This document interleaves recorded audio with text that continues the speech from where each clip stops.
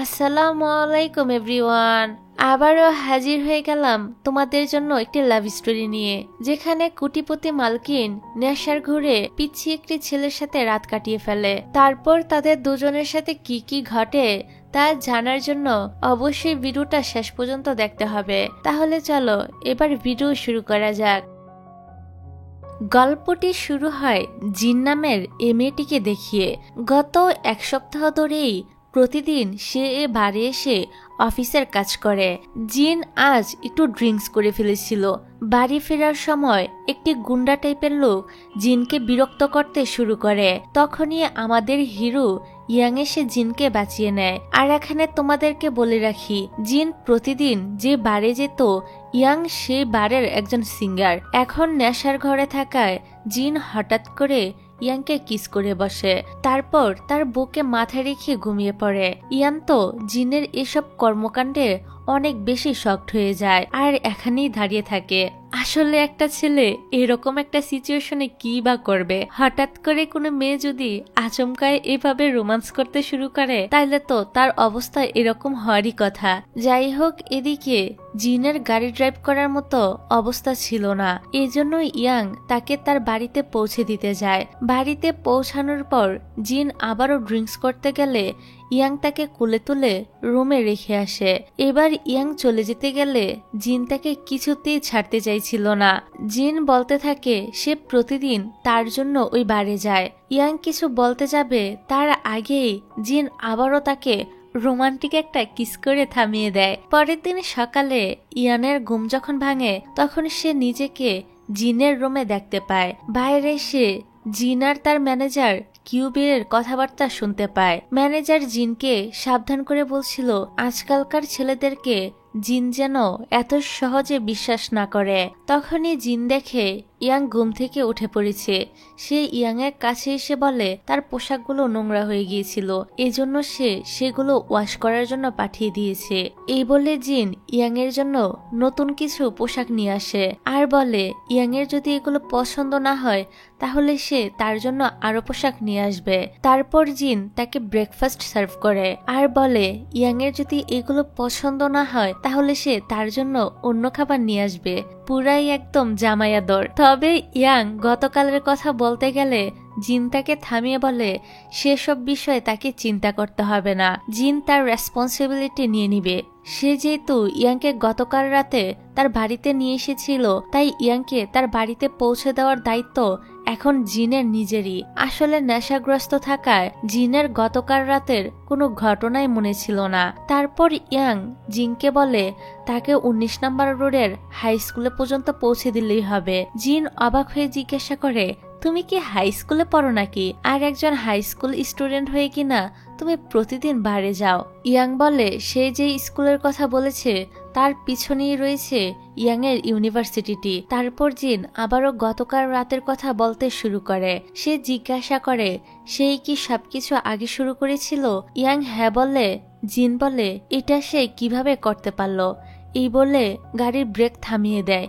Young বলে মনে হচ্ছে তোমার নেশার ঘোর এখনো কাটেনি, তুমি বরং তোমার ম্যানেজারকে বলে দাও সে যেন এসে তোমাকে নিয়ে যায়, আর বাকিটা পথ আমি বাসে করে চলে যেতে পারবো। তারপর জিনের ম্যানেজার কিউবি জিনকে অফিসে নিয়ে আসে। জিন তখনও বলতে থাকে একটা বাচ্চা ছেলের সাথে এটা আমি কি করেছি?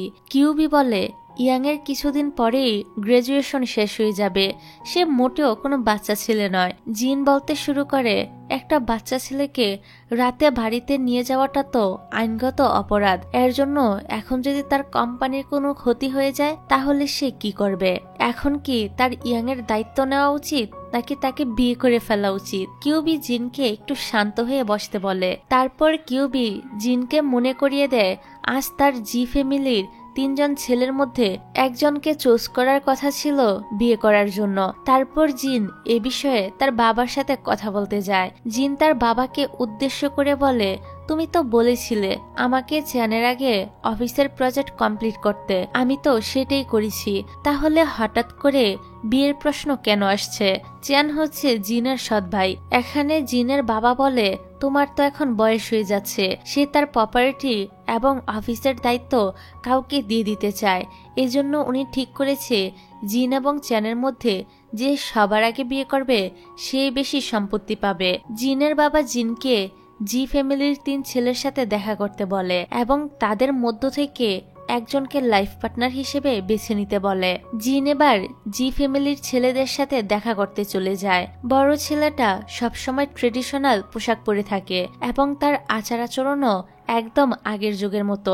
2 নাম্বার ছেলেটা তো আরো আজব। এরা দুজন ঝগড়া করতে থাকে কে জিনকে বিয়ে করবে এই বিষয় নিয়ে। জিন তো এদের দুজনের উপরই খুব বিরক্ত হয় আর জিজ্ঞাসা করে তাদের বাড়ির 3 নাম্বার অর্থাৎ ছোট ছেলে কোথায়। এমন সময় ইয়াং বাড়িতে ফিরে আসে। আসলে এটা ইয়াংয়েরই বাড়ি আর এই দুজন ইয়াংয়ের সৎ ভাই হয়। তো জিন বলে তার তো এ বাড়ির ছোট ছেলেকেই পছন্দ হয়েছে, বিয়ে করতে হলে সে ইয়াংকেই করবে।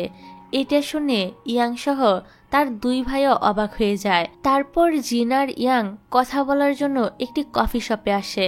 ইয়াং জিনকে জিজ্ঞাসা করে সে তাকেই কেন বিয়ে করতে চায়। জিন বলে তাকে তো জি ফ্যামিলির একজনকে বিয়ে করতে হতো, তাই সে ইয়াংকেই সিলেক্ট করেছে। জিন ইয়াংকে বলে সে যদি তাকে বিয়ে করে তাহলে সে তার লাইফ সেট করে দিবে, আর যদি তাদের কখনো ডিভোর্সও হয়ে যায় তাহলে ইয়াং জিনের প্রপার্টির কিছু অংশও পাবে। কিন্তু এগুলো শোনার পরও ইয়াং বলে সে তাকে বিয়ে করতে পারবে না। তার প্রথম কারণ হলো সে এখনো বিয়ের জন্য রেডি না। ইয়াং আরো বলে সে যদি একবার বিয়ে করে ফেলে তাহলে তাকে ডিভোর্স দেওয়ার তার কোনো প্ল্যানই নেই। এটা বলে ইয়াং সেখান থেকে চলে যায়। অন্যদিকে আমরা চ্যানকে দেখতে পাই।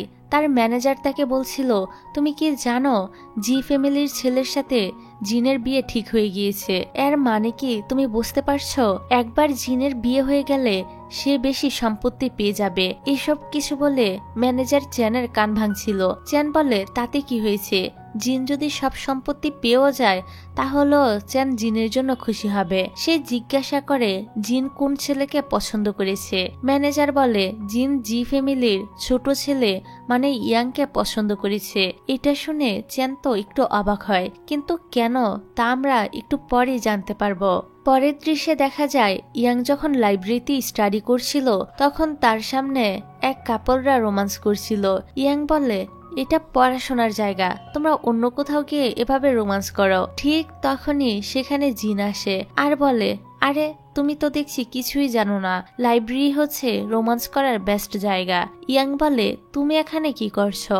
জিন বলে তোমার সাথে বিয়ের ব্যাপারে ডিসকাশন করতেই এসেছি। সে তো এখানে থাকা প্রত্যেককে তাদের বিয়েতে ইনভাইটও করে ফেলে। ইয়াং তখন সেখান থেকে উঠে চলে যায়। জিনও তার পিছু পিছু ইউনিভার্সিটিতে চলে যায়। ইয়াং দেখে ইউনিভার্সিটির সবাই তাকে ফুল কিংবা বেলুন দিচ্ছে। সে তো এসবের কিছুই বুঝতে পারছিল না যে কেন তারা তাকে এভাবে বেলুন আর ফুল দিচ্ছে। তারপর ইয়াং দেখে জিন ফুল হাতে দাঁড়িয়ে রয়েছে। জিন একটি মাইকের সাহায্যে চিৎকার করে করে ইয়াংকে বিয়ের জন্য প্রপোজাল করতে থাকে। ইয়াং তো তখন একটা অকওয়ার্ড পরিস্থিতিতে পড়ে যায়। সে কি করবে বুঝতেই পারছিল না। তারপর সে জিনকে থামতে বলে আর এখান থেকে চলে যেতে বলে।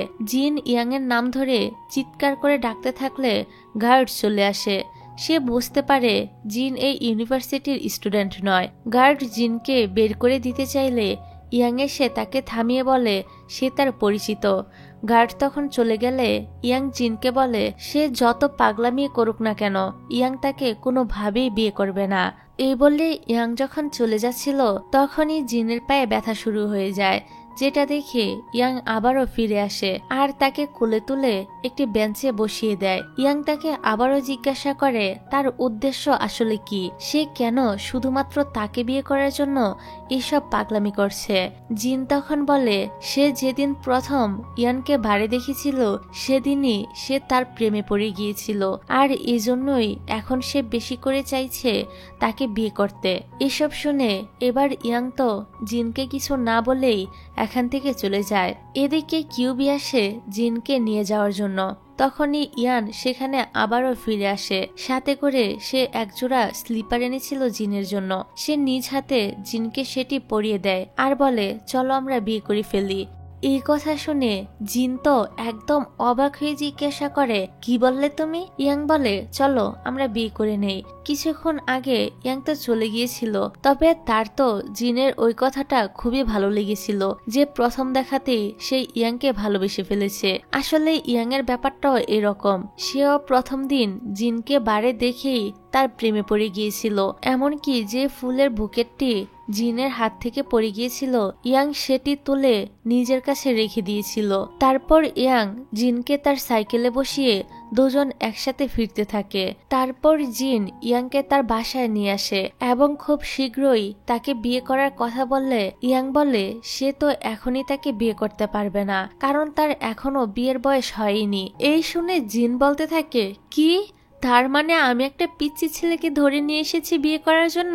সে রেগে গিয়ে ইয়াংকে একটি রুমে বন্ধ করে রেখে বলে, যতদিন না তোমার বিয়ের বয়স হচ্ছে ততদিন তুমি এখানেই থাকবে। অন্যদিকে আমরা জিনের বাবাকে দেখতে পাই, তিনি কিউবিকে বলছিলেন জিন আর ইয়াং এর উপর নজর রাখতে এবং দেখতে তাদের রিলেশনটা স্বাভাবিক আছে কিনা। রাতে ইয়াং ঘুমিয়ে পড়লে জিন চুপি চুপি তার রুমে যায় এবং ইয়াং এর আইডি কার্ডটি খুঁজতে থাকে, যাতে সে বুঝতে পারে ইয়াং এর এখন কত বছর বয়স। তবে সে কোথাও আইডি কার্ডটি খুঁজে পায় না। জিনের কাছে মনে হয় ইয়াং হয়তো আইডি কার্ডটি তার পকেটে রেখে দিয়েছে। এই জন্য এবার জিন ইয়াং এর পকেট সার্চ করতে শুরু করে, আর তখনই ইয়াং এর ঘুম ভেঙে যায়। এবার ইয়াং জিজ্ঞাসা করে, জিন এত রাতে এখানে কি করছে? জিন বলে সে তো তার আইডি কার্ডটি খুঁজছিল ইয়াং এর বয়সটা জানার জন্য। ইয়াং তখন বলে আর 7 দিন পরেই তার 22 বছর হয়ে যাবে। এই বলে সে আইডি কার্ড দেখায়। জিন তো খুশি হয়ে বলতে থাকে, তার মানে আর মাত্র 7 দিন পরেই আমি তোমাকে বিয়ে করতে পারবো। তারপর তো কাউন্টডাউন শুরু হয়ে যায়। জিন এবং ইয়াং দুজনই অনেক এক্সাইটেড ছিল, আর ফাইনালি তাদের বিয়েটা হয়ে যায়। তারা দুজন একসঙ্গে অনেকগুলো ওয়েডিং পিকচারও তোলে। সবকিছু শেষে তারা যখন বাড়ি ফিরছিল তখন কিউবি জিনকে ফোন করে অফিসে আসতে বলে, কেননা অফিসে একটি ইম্পর্টেন্ট মিটিং রয়েছে। তারপর জিন ইয়াংকে বলে তাকে এখন অফিসে যেতে হবে। ইয়াং বলে কোনো ব্যাপার না, তুমি এখনই চলে যাও। ইয়াং জিনকে একটি রিং দেওয়ার জন্য এগিয়ে যাচ্ছিল, তখন জিন বলে ওঠে তাদের বিয়েটা আপাতত সিক্রেট রাখতে। এটা শুনে তো ইয়াং এর মনটা খারাপ হয়ে যায়। অফিসের মিটিং শেষে কিউবি বলে চেন তার সাথে কথা বলার জন্য ওয়েট করছে। জিন বলে তাকে ওয়েট করতে দাও, আমার এখন শপিং এ যেতে হবে, তার সাথে কথা বলার জন্য এখন আমার কাছে একদমই সময় নেই। তারপর জিন ইয়াংকে একটি ভয়েস মেসেজ পাঠিয়ে জানায় রাতে তারা একসাথে ডিনার করবে। এটা শুনে ইয়াং তো অনেক বেশি খুশি হয়ে যায়। রাতে সে নিজের হাতে খাবার তৈরি করে জিনের ফেরার ওয়েট করতে থাকে। এক সময় অপেক্ষা করতে করতে সে সেখানেই ঘুমিয়ে পড়ে। অনেক রাতে জিন বাড়িতে ফিরে আসে, সে দেখে ইয়াং ডাইনিং টেবিলেই ঘুমিয়ে পড়েছে। ইয়াং এর ঘুম ভাঙলে জিন জিজ্ঞাসা করে সে কি তার জন্য ওয়েট করছিল। ইয়াং তখন একটু রাগ দেখিয়ে বলে একদমই না।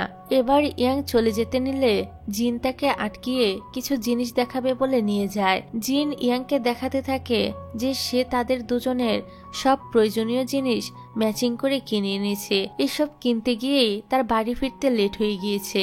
এবার ইয়াং এর তো এসব দেখে সব রাগ একদম পানি হয়ে যায়। তারপর জিন তাকে বার্থডে উইশ করে। জিনের মনে ছিল আজ ইয়াং এর জন্মদিন, সে ইয়াংকে তাড়াতাড়ি করে উইশ করতে বলে। ইয়াং তখন হঠাৎ করে জিনকে কিস করে দেয়। এই দেখে জিন তো অনেক লজ্জা পেয়ে যায় আর তাড়াতাড়ি করে এখান থেকে উঠে চলে যায়। আর ইয়াং নিজেও ভাবতে থাকে এটা সে কি করলো। যাই হোক, একটু পর জিন আবারও ফিরে আসে আর তার হাতে একটি কন্ট্রাক্ট পেপার ছিল যেখানে কিছু শর্তের কথা উল্লেখ ছিল। 2 নাম্বার শর্ত পর্যন্ত তো ইয়াং এর কোনো সমস্যা ছিল না, তবে 3 নাম্বার শর্তে লেখা ছিল ইয়াং যদি কোনোদিন জিনকে ডিভোর্স দিয়ে দেয় তাহলে জিন ইয়াংকে 5 মিলিয়ন টাকা দিবে। ডিভোর্সের কথা শুনেই তো ইয়াং এর মুডটা একদম খারাপ হয়ে যায়। ইয়াং জিনকে বলে তুমি কি চাও আমি এই এগ্রিমেন্টে সাইন করি? জিন বলে হ্যাঁ। এবার ইয়াং আর কোনো শর্ত না পড়েই তাতে সাইন করে দেয়। অন্য আরেকটি দৃশ্যে আমরা জিং জিং নামের একটি মেয়েকে দেখতে পায় যে কিনা চ্যানের আন্ডারে কাজ করত। তো সে চ্যানের কেবিনে এসে চ্যানের সবচেয়ে পছন্দের গাছে পানি দিচ্ছিল, তবে ভুল করে তার জন্য গাছের টপটি পড়ে গিয়ে সেটা ভেঙে যায়। সে তখন চ্যানকে বারবার সরি বলতে থাকে। এদিকে জিন জানতে পারে তার বাবা কিউবিকে দিয়ে তাদের উপর নজর রাখছে। সে সরাসরি তার বাবাকে গিয়ে জিজ্ঞাসা করে এর কারণ কি। সেই সাথে আরো বলে জিন তো তার কথা মতো বিয়ে করে নিয়েছে, তাহলে তার বাবা কেন এখনো তার নামে সম্পত্তি লিখে দিল না। জিনের বাবা বলে আমার মনে হচ্ছে তুমি এগ্রিমেন্ট পেপার ভালো করে পড়োনি, সেখানে লেখা ছিল তোমাকে বিয়ে করতে হবে আর বেবিও নিতে হবে, তবেই তুমি সম্পত্তি পাবে। এই কথাটা শুনে তো জিন এবার তার বাবার উপর প্রচন্ড বিরক্ত হয়। সে তো সেদিন তাড়াহুড়া করে না পড়েই পেপারে সাইন করে দিয়েছিল। জিনের বাবা এবার বলে যদি চ্যান বিয়ে করে নেয় এবং তার বাচ্চা যদি আগে জন্মগ্রহণ করে তাহলে কিন্তু সেই সব সম্পত্তি পেয়ে যাবে। এখন তুমি ভেবে দেখো কি করবে। অন্যদিকে আমরা ইয়াংকে দেখতে পাই সে জিনের ল্যাপটপ থেকে কিছু ডাটা একটি পেন ড্রাইভে ট্রান্সফার করছিল, তবে জিন আসতেই সে ল্যাপটপ বন্ধ করে দেয়। জিন ইয়াংকে জিজ্ঞাসা করে সে তার ল্যাপটপ নিয়ে কি করছে। ইয়াং তখন বলে আগামীকাল তার একটি প্রজেক্ট সাবমিট করতে হবে, এজন্য সে জিনের ল্যাপটপটা ইউজ করতে চাইছিল। জিন তখন তাকে আরেকটি ল্যাপটপ দেয় কাজ করার জন্য। তারপর তারা দুজন বসে বসে ল্যাপটপে কাজ করতে থাকে। ইয়াং মনে মনে ভাবে তার কি জিনকে সবকিছু বলে দেওয়া উচিত। অন্যদিকে জিন ভাবতে থাকে তার কি ইয়াংকে বলা উচিত সে একটি বেবি নিতে চায়। এদিকে আমরা জিংজিংকে দেখি সে অফিসের চাকরির পাশাপাশি এই ক্যাফে পার্ট টাইম জব করে। সে ভাবতে থাকে আমি তো বসের পছন্দের চারাগাছটি ভেঙে ফেলেছি, বস নিশ্চয়ই আমার উপর এখন খুব ক্ষেপে রয়েছে। জিনজিন তখন দেখে তার বস এখানে এসেছে। চ্যান কফি অর্ডার করলে জিংজিং এবার ভুল করে কফি তার গায়ে ঢেলে দেয় আর তারপর তাকে বারবার সরি বলতে থাকে, তবে চ্যান তো রাগ দেখিয়ে চলে যায়। অন্যদিকে আমরা দেখি জিন সকাল সকাল ইয়াংকে ঘুম থেকে উঠিয়ে রোমান্টিক মুভি দেখাতে শুরু করে। তারপর জিন ইয়াং এর কাছাকাছি আসতে থাকে, তাদের মধ্যে কিস হতেই যাবে ঠিক তখনই জিনের হাঁচি এসে পড়ে। ব্যাস পুরো রোমান্টিক মুডটাই নষ্ট হয়ে যায়। তারপর ইয়াং জিনকে নিয়ে জিংজিং এর কফি শপে চলে আসে। জিংজিং এর মন খারাপ দেখে ইয়াং জিজ্ঞাসা করে তার কি হয়েছে। তখন জিংজিং বলে আজকাল সে তার বসের মুড খারাপ করে দিচ্ছে, বস এবার নিশ্চিত তাকে জব থেকে বের করে দিবে। ইয়াং জিজ্ঞাসা করে সে কি মিস জিনের কথা বলছে। জিংজিং তখন বলে সে এরকম সাধারণ একজন এমপ্লয়ি হয়ে কিভাবে মিস জিনের আন্ডারে কাজ করতে পারবে, সে তো চ্যানের কথা বলছে। ইয়াং চলে যেতে গেলে জিনজিন তাকে থামিয়ে বলে জানো মিস জিনের ব্যাপারে সবাই বিভিন্ন কথা বলা বলি করছে যে সে নাকি তার থেকে বয়সে ছোট এমন কোনো ছেলেকে বিয়ে করেছে। এদিকে তো ইয়াং এর সাথে জিনজিংকে দেখে জিন অনেকটাই জেলাস ফিল করছিল। জিনও তখন সেখানে চলে আসে। তখন ইয়াং বলে সেই তাদের মিস জিনের হাজবেন্ড। জিংজিং তো এটা শুনে খুবই অবাক হয়, তবে ইয়াংকে জিংজিং এর সাথে কথা বলতে দেখে জিন তো জেলাস হচ্ছিল। সে তখন ইয়াংকে টেনে নিয়ে তার হাত ধরে বসে থাকে। ইয়াং তো এইসব কাণ্ড দেখে ভীষণ মজা পাচ্ছিল, তবে জিন একটু পরেই জানতে পারে জিংজিং হচ্ছে ইয়াং এর কাজিন। এদিকে জিন তো ওদের ব্যাপারে কি না কি ভেবে বসে আছে। জ্যাক জিন তখন জিনজিনকে নিজের আন্ডারে অফিসের এমপ্লয়ি করে নেয়। পরের সিনে দেখা যায় চ্যানের ম্যানেজার জিনের কেবিনে ঢুকে কিছু পেপারের ছবি তুলছিল।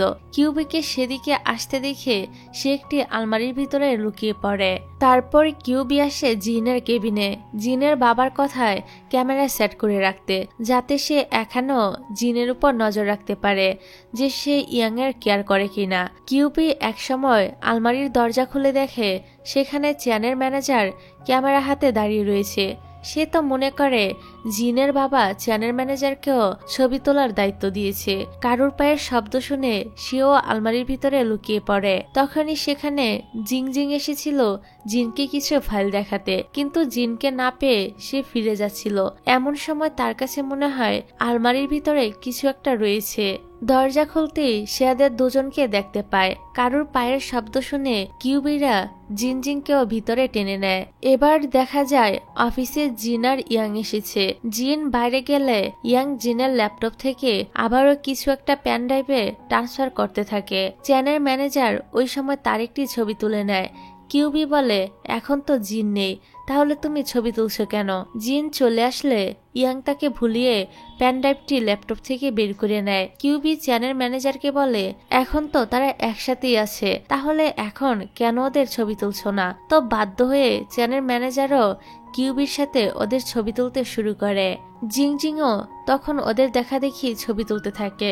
এরই মাঝখানে তাদের মধ্য থেকে একজন বাতাস ছাড়তে শুরু করে। ফলস্বরূপ তারা তো কেউ এই গন্ধের মধ্যে, এই আলমারির ভিতরের মধ্যে আর থাকতেই পারছিল না, যার ফলে তাড়াতাড়ি করে এখান থেকে বের হয়ে পড়ে। এদিকে আমাদের নায়ক তো জিনকে কিস করার বাহানায় নিজের প্যানড্রাইভটি নিজের কাছে নিয়ে নেয়, আর এই কারণে তাকে এখন জিনকে কিস করতে হতো। কিন্তু তখনই তো ওই 3 বলদ আলমারির ভিতর থেকে বের হয়ে পড়ে, এই কারণে তাদের আর কিস করাটা হয় না। যাই হোক, এবার জিন তো তাদেরকে এভাবে এখানে দেখে অনেকটা অবাকের সাথে প্রচন্ড রেগেও যায়। তারপর চ্যানের ম্যানেজার চলে যায় আর গিয়ে চ্যানকে তার তোলা ছবিগুলো দেখায়। এদিকে জিংজিং আর কিউবিকে জিজ্ঞাসা করা হয় তারা এখানে কি করছিল। জিংজিং বলে সে তো তাকে কিছু ফাইল দেখাতে এসেছিল, কিন্তু কিউবিরাই তাকে এখানে আটকে রেখেছিল। জিংজিং চলে যেতে গেলে কিউবিও তার সাথে যেতে শুরু করে। জিন তখন কিউবিকে থামিয়ে বলে, তুমি এখানে কি করছিলে? নিশ্চয়ই তোমাকে আমার বাবা পাঠিয়েছে আমার উপর নজর রাখার জন্য, তাই না? জিন তখন কিউবির কাছ থেকে ক্যামেরাটি নিয়ে নেয়, তারপর সোজা গিয়ে ইয়াংকে কিস করে আর এই মুহূর্তের একটা ছবি তুলে ক্যামেরাটি ফেরত দিয়ে দেয়। তারপর দেখা যায় চ্যান জিনের সাথে কথা বলতে এসেছে। সে বলে চ্যান লুকিয়ে লুকিয়ে তোমার ল্যাপটপ ইউজ করছিল। চ্যানের কাছে ইয়াংকে কেমন জানি সন্দেহ লাগে। জিন তো এতে রেগে গিয়ে বলতে থাকে ইয়াং তার হাজব্যান্ড, সে তার ল্যাপটপ ইউজ করতেই পারে, এতে সন্দেহের কি আছে? জিন চ্যানকে জিজ্ঞাসা করে সে কেন তার ম্যানেজারকে তার কেবিনে পাঠিয়েছিল। চ্যান বলে এটা একটা ভুল বুঝাবুঝি হয়েছে। চ্যান জিনকে আরো বলে, এখন তো আমরা ভাই বোন, তাহলে কি আমরা একসাথে কোম্পানির কাজ সামলাতে পারি না? জিন বলে 5 বছর আগে চ্যান তাকে একবার বাঁচিয়েছিল বলে সে চ্যানকে তাদের ফ্যামিলিতে অ্যাকসেপ্ট করেছে, কিন্তু এর মানে এটা নয় সে তার সাথে কাজ করতে ইন্টারেস্ট। তারপর চ্যান চলে যাওয়ার সময় বলে জিন যেন একবার সিসিটিভি ফুটেজ চেক করে, তাহলেই সে বুঝতে পারবে সে ইয়াং এর ব্যাপারে সবকিছু সত্যি কথাই বলেছে। অন্যদিকে আমরা দেখি ইয়াং যে ফাইলগুলো কপি করেছিল সেগুলো তার বড় ভাইকে দিয়ে দেয়। মূলত ইয়াং এর বড় ভাই ব্ল্যাকমেল করে ইয়াংকে দিয়ে এই কাজগুলো করাচ্ছিল। এদিকে দেখা যায় জিন সিসিটিভি ফুটেজ চেক করে দেখে চ্যান সত্যি কথাই বলেছিল, তবে জিন এই ফুটেজটা ডিলিট করে দেয়। তারপর যখন ইয়াং বাড়িতে ফিরে আসে তখন জিন দেখে তার মুখে আঘাতের চিহ্ন রয়েছে। জিন তখন তাকে মেডিসিন লাগিয়ে দেয়, তবে সিসিটিভি ফুটেজ দেখা ঘটনার ব্যাপারে সে তাকে কিছুই জিজ্ঞাসা করে না, বরং সে ইয়াংকে জিজ্ঞাসা করে আজ সে হঠাৎ করে কেন তার অফিসে গিয়েছিল। উত্তরে ইয়াং বলে সে তার সাথে দেখা করার জন্য গিয়েছিল। এই কথাটা শুনে জিনের মনটা একটু খারাপ হয়, কারণ সে ভেবেছিল ইয়াং হয়তো এবার তাকে সত্যি কথাটা বলে দিবে। তো পরের দিন একটি মিটিং ছিল যেটার দায়িত্ব জিন ইয়াংকেই দেয়। আসলে সে দেখতে চাইছিল ইয়াং মিটিং এ কার পক্ষ নেয়। যদি সে মিটিংটি সম্পূর্ণ করে তাহলে জিন বুঝতে পারবে ইয়াং তার পক্ষ নিয়েছে, আর যদি মিটিং শেষ না করে তাহলে বোঝা যাবে সে তার ভাইয়ের পক্ষ নিয়েছে। তো পরের দিন জিন জানতে পারে ইয়াং মাঝপথেই মিটিং ছেড়ে দিয়েছে, ফলে প্রজেক্টের দায়িত্ব পেয়েছে ইয়াং এর ভাইরা। চ্যান এসে জিনকে বলতে থাকে দেখলে তো ইয়াংকে বিশ্বাস করার ফল কেমন হলো, আমি তো আগেই ওর ব্যাপারে তোমাকে সাবধান করেছিলাম। জিন বলে এতে তাদের কোনো ক্ষতি হয়নি, বরং ওই প্রজেক্টের কাজ তারা পেলে তাদের কোম্পানির লসই হতো। কোম্পানির কোনো লস না হলো জিনের ইয়াং এর উপর বিশ্বাস ভেঙে গিয়েছিল, এই জন্য সে ইয়াং এর উপর বেশ রেগেছিল। ইয়াং তার সাথে কথা বলতে আসলো, জিন তাকে ইগনোর করতে থাকে। পরের সিনে দেখা যায় বাইরে প্রচন্ড বৃষ্টি হলো। ইয়াং জিনের জন্য সেখানে দাঁড়িয়ে ওয়েট করতে থাকে। জিন এবার তাকে ভিতরে আসতে বলে, তবে জিন আর ইয়াং এর মধ্যে ভুল বুঝাবুঝি থেকে ঝগড়া শুরু হয়ে যায়। বাড়ি ফিরে ইয়াং দেখে জিন তার জন্য ডিভোর্স পেপার রেডি করে রেখেছে।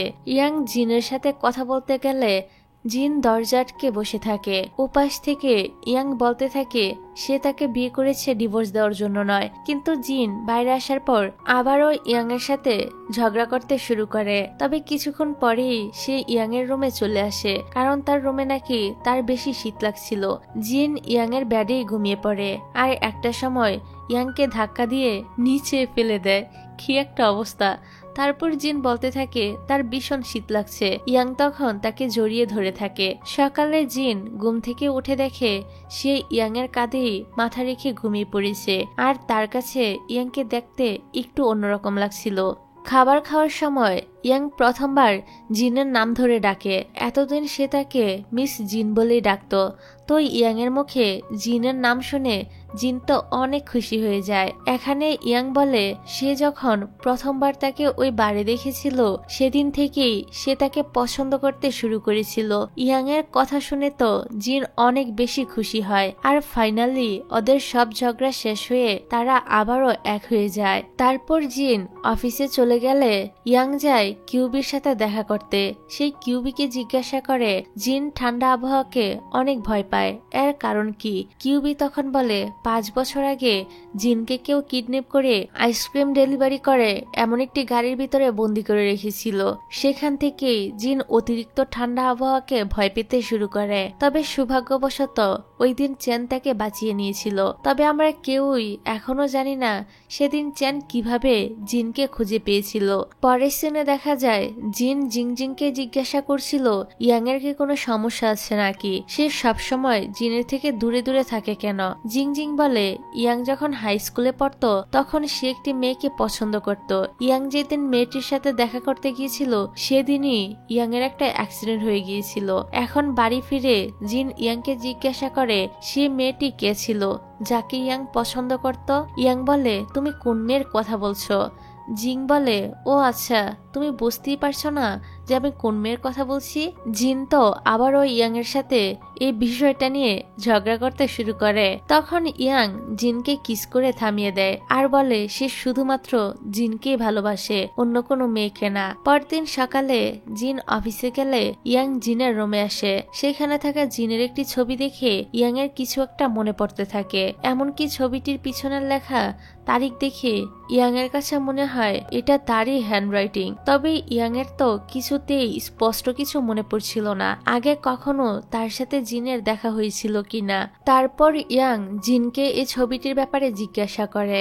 জিন জানায় 5 বছর আগে একটি ছেলে তাকে এই ছবিটি তুলে দিয়েছিল, কিন্তু জিনের তার চেহারাটা মনে নেই। তবে তার এটা মনে আছে যে ছেলেটি হাই স্কুলে পড়তো। ইয়াং এবার বুঝতে পারে তার সাথে জিনের কোনো না কোনো কানেকশন তো অবশ্যই রয়েছে।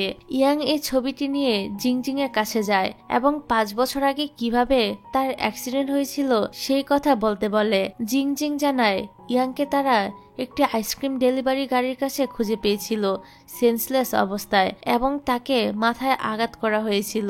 ইয়াং জিংজিংকে জিনের সেই ছবিটি দেখিয়ে বলে 5 বছর আগে আমি জিনের এই ছবিটি তুলে দিয়েছিলাম, আর আমি কিউবির কাছ থেকে শুনেছি জিনকে কিডন্যাপ করে একটি আইসক্রিম ডেলিভারি গাড়ির ভিতরে আটকে রাখা হয়েছিল। এর মানে ইয়াং আর জিন দুজনের সাথে হওয়া দুর্ঘটনাটা একই জায়গায় ঘটেছিল। ইয়াং তো এটা জানতে পেরে খুশি হয়ে যায় যে 5 বছর আগে সে যে মেয়েটিকে পছন্দ করত সে আর কেউ নয় বরং জিনই ছিল। ইয়াং তখনই জিনের অফিসে চলে যায় এবং জিনকে জড়িয়ে ধরে। এদিকে জিন তো বুঝতে পারছিল না হঠাৎ করে ইয়াং এর আবার কি হলো। কিউবি আবার তাদের দুজনের এই মুহূর্তের একটা ছবি তুলে নেয় জিনের বাবাকে সেন্ড করার জন্য। পরের সিনে দেখা যায় চ্যান জিনের সামনে আজ স্বীকার করে নেয় 5 বছর আগে সেই জিনকে কিডন্যাপ করেছিল। আসলে আগে চ্যান জিনকে পছন্দ করত, তবে চ্যানের মা জিনের বাবাকে বিয়ে করে নেওয়ায় তারা সৎ ভাই বোন হয়ে গিয়েছিল। তবে জিন কখনোই চ্যানকে পছন্দ করত না। তারপর একদিন ইয়াংকে কিছু ছেলেরা বুলি করেছিল, তখন জিন সেখান দিয়ে যাচ্ছিল। সে তখন ইয়াংকে ছেলেগুলোর হাত থেকে বাঁচিয়ে নেয়। এই জন্য ইয়াং আর জিনের মধ্যে বন্ধুত্ব হয়ে যায়। তবে কেউই কারোর নাম জানতো না। ইয়াং তখন ক্যামেরা দিয়ে জিনকে একটি ছবি তুলে দেয়, আর এই একই দিনে চ্যান ইচ্ছা করে জিনকে কিডন্যাপ করিয়ে আটকে রেখেছিল। সে চেয়েছিল জিনকে বাঁচিয়ে তার সামনে হিরো হবে। তবে সেখানে কোইন্সিডেন্টলি ইয়াং জিনকে খুঁজতে চলে আসে এবং গাড়ির ভিতর থেকে জিনের আওয়াজ শুনে তাকে সাহায্য করার জন্য এদিক সেদিক ছুটতে থাকে। সে এক জায়গায় চ্যানকে দেখে তার কাছেও সাহায্য চায়, তবে চ্যান তো চাইছিল নিজেই হিরো হতে। এই জন্য সে ইয়াং এর মাথায় ভারী একটি বস্তু দিয়ে প্রচন্ড জোরে আঘাত করে। এতে করে ইয়াং তো সেখানেই সেন্সলেস হয়ে পড়ে যায়। এদিকে অনেকক্ষণ ধরে আইসক্রিম ডেলিভারির গাড়ির মধ্যে আটকে থাকায় জিন অনেক ভয় পেয়ে গিয়েছিল। চ্যান এসে তখন জিনকে উদ্ধার করে, আর তখন থেকেই জিন ঠান্ডা আবহাওয়াকে ভয় পায়। বর্তমানে চ্যান নিজেও নিজের ভুল বুঝতে পেরেছিল, এই জন্য সে সবকিছু স্বীকার করে জিনের কাছে ক্ষমা চায়। জিন তখন চ্যানকে বলে, তুমি এত সব কিছু করেছো যাতে আমি তোমাকে আমাদের পরিবারে অ্যাকসেপ্ট করে নেই, অথচ তুমি একবারও ভাবলে না সেদিন যদি ইয়াংকে সঠিক সময়ে খুঁজে না পাওয়া যেত তাহলে কত বড় দুর্ঘটনা ঘটতে পারত। ইয়াং তো মারাও যেতে পারত, আর তুমি হয়ে যেতে একজন খুনি। চ্যান বলে সে তার ভুল বুঝতে পেরেছে, সব শাস্তি এখন সে মাথা পেতে নিবে। জিন তখন বাইরে এসে ইমোশনাল হয়ে ইয়াংকে জড়িয়ে ধরে, আর ইয়াংও তাকে কাছে টেনে নেয়। তারপর তাদের জীবনে আবারও সবকিছু স্বাভাবিক হয়ে যায়। আর এরকম একটি সুন্দর দৃশ্যের মধ্য দিয়ে এই ড্রামাটা এখানেই শেষ হয়ে যায়। তবে ভিডিও শেষ করার আগে বরাবরের মতোই তোমাদের সবাইকে অনেক অনেক ভালোবাসা এবং ধন্যবাদ আমাকে সাপোর্ট করে কমেন্ট করার জন্য। তবে তোমরা নতুন ভিডিওতে নিজেদের নাম কমেন্ট করো, তাহলেই আমি তোমাদের নামগুলো বলতে পারবো। কারণ পুরনো ভিডিওর কমেন্ট থেকে আমি ততক্ষণ পর্যন্তই নাম নেই যতক্ষণ পর্যন্ত আরেকটা নতুন ভিডিও দেওয়া না হয়। নতুন ভিডিও দেওয়া হয়ে গেলে কিন্তু আমি শুধুমাত্র নতুন ভিডিও থেকেই তোমাদের নাম নিয়ে ভিডিওতে বলে থাকি। তাই তোমাদের নাম আমার ভিডিওতে রাখতে চাইলে অবশ্যই নতুন ভিডিওতে তোমাদের নাম কমেন্ট করতে হবে। আর যাদের যাদের নাম মিস যায় তারা প্লিজ রাগ করো না, নতুন ভিডিওতে এসে কমেন্ট করো, অবশ্যই তোমাদের নাম পরবর্তী ভিডিওতে নেওয়া হবে। আর এর আগের ভিডিওতে আমাকে যারা যারা কমেন্ট করেছো তারা হলো ঈশামণি, সাফিয়ানা, আইমান, খুশি, আদরি, আমিনা, সাইমন, তাজরিন, নুসরাত জাহান, সামিরা, সাবিহা, লিজা, সালমা, তানিয়া, তাসনিম, হাবিবা, রিদা, নাসরিন, ইয়াসমিন, বর্ষা, ফাতেমা, সালমা, তাসপিয়া, আফরিন, মুক্তা, তানিয়া, কৌশিক, শরীফুল, নাজমুল, আবুল হাসান, প্রিয়াঙ্কা, রাইসা, সিনহা, পারবিনা, লামিয়া, মনিসা, মিথিলা, মিম, আঞ্জুমা, সামিরা, শারমিন, রুকসানা, আলিফা, ঐশী, তাবাসুম, তিশা, মায়া, শিরিন, জান্নাতি, আয়েশা, আরিয়া, ফারিয়া, রোমানা, তাবাসুম, ঝর্ণা, ফাবিহা, লিনুফা, আলপনা, সোয়ামনি, খাদিজা, তানজিলা, সুমাইয়া, জান্নাত, নুসরাত, সাদিয়া। তোমাদের সবাইকে অনেক অনেক অনেক ভালোবাসা। তাহলে আজকের ভিডিওটা এখানে শেষ করছি। ভালো থেকে সুস্থ থেকো। আল্লাহ হাফেজ।